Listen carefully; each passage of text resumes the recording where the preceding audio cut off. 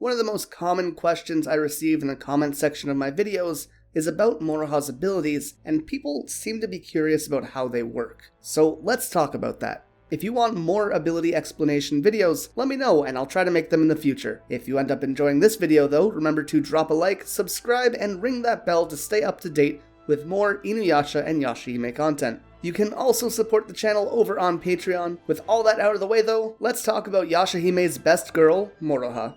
So we haven't seen too much about Moroha in terms of combat, but we've seen a few attacks and a transformation though. Before we get into those, let's talk a little bit about who Moroha is. She's the quarter-demon child of the half-demon Inuyasha and the priestess Kagome, who was of course the reincarnation of Kikyo and who had inherited Kikyo's spiritual power. However, by the end of the series, she was strong enough to rely on her own power and didn't need to use Kikyo's anymore, as mentioned by Kaede in the first episode of Yashahime. And as such, Moroha has both demonic yoki and a Miko's spiritual power. And here's the point where most people seem to have a problem. How can Moroha have both demonic and spiritual power? Shouldn't they cancel each other out? I mean, demons are specifically weak to spiritual energy. And, well, no.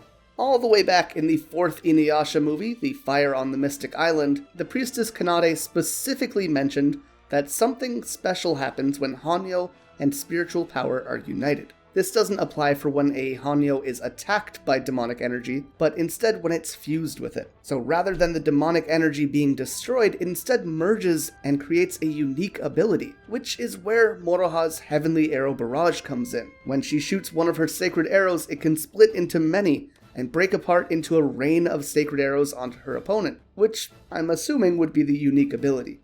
Then we have Beniyasha. When Moroha wears her rouge, she has a mild transformation into Beniyasha. In this form, she is faster, stronger, and more demonic. Much like we see in other Hanyo, like Inuyasha for example, the demonic portion of a Hanyo can take over under the right circumstances. This causes them to lose rationality while becoming much more powerful. And this, in essence, is essentially what's happening here. By applying the rouge, which is her grandfather's blood, she's able to draw out her own demonic energy, and it puts her in a sort of middle stage between her normal form and what I'm assuming would be a full-on demon transformation. This Beniyasha form lasts for a very short time, and then she passes out for a much more extended period, possibly because she's only a quarter demon, and all this extra yoki tires her out a bit. In this form though, we did first see Moroha using other attacks, although based on episode 8, I'm assuming she'll be able to use these outside of the form as well.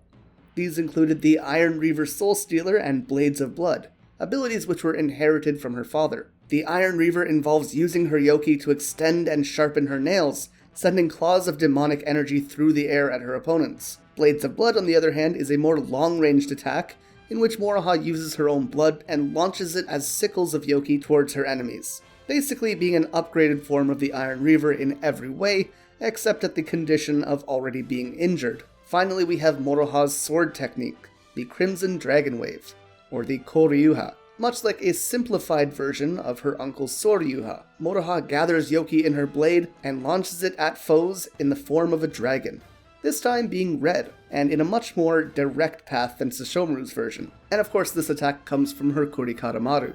Moroha also has a few pieces of minor equipment. She has the Robe of the Fire Rat, which protects her against flames and minor attacks, as well as carrying purifying salts, which she can launch at demons, while she remains safe due to her mixed heritage. I'm hoping this video cleared up a lot of things for people who are curious about how the mixing of sacred energy and demonic energy works with Moroha specifically.